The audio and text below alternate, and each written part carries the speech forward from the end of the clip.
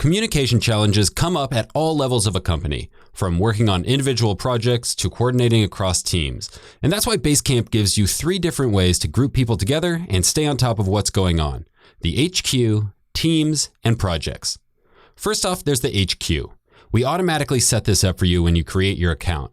This company is called Enormicom, so you'll see Enormicom HQ right here. And this is a place for things like company-wide announcements, policy documents, or office events. Next, let's look at teams, designated by this little tag here. Teams are places for everybody at the company that has the same role. So everyone in HR or everyone in customer support has a place to coordinate together. For example, the customer support team can keep track of customer requests or track the work they're doing on the help page. Finally, there are projects. And projects are where people of different roles can work on something together.